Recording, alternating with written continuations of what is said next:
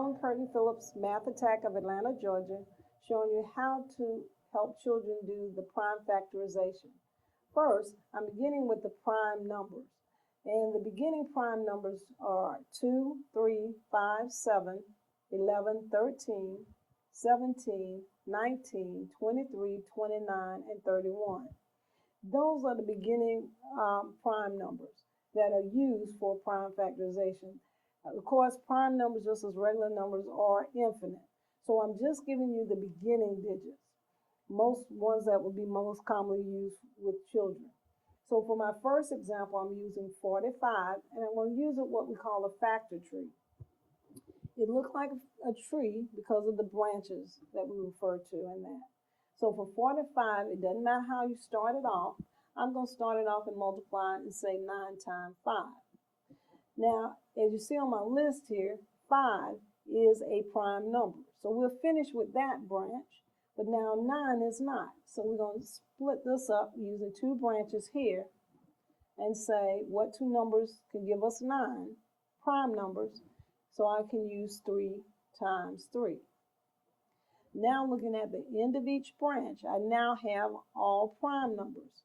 So the prime factorization of 45 is 3 times 3 times 5.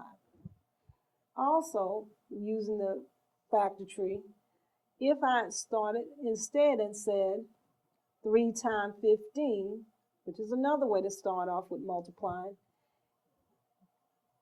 here 3 is a prime number, so I'm moving over to the 15. 15 is not prime, it is what we call a composite number. So we're going to split that up and say what two numbers can I multiply together and get 15. So 3 times 5. Now I have all prime numbers on the end of the branches. And again, we get the same prime factorization, 3 times 3 times 5. So in other words, it doesn't matter what two factors you use of your number. In the end, you'll still get the same prime factorization. This is using the factor tree method. Some students also like to use another method called your dividing method. I'm starting with 45 and dividing it by the lowest prime number that can go into it completely. So I'm using 3. 3 into 45 goes 15 times, putting my 15 here. Then, using another prime number that can be divided evenly into it, meaning without a remainder, so I'm going to use 3 again. 3 going to 15 5 times. Now, I'm changing over and using 5. Another prime number, but I want one that goes completely into it without a remainder. So 5 into 5 goes 1 time. Once I reach 1 here, that lets me know I'm finished. And I'm only looking at this side here, which shows the prime numbers that will give me 45.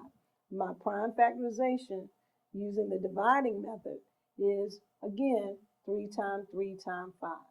This is Marilyn Curtin Phillips showing you how to use prime factorization with children.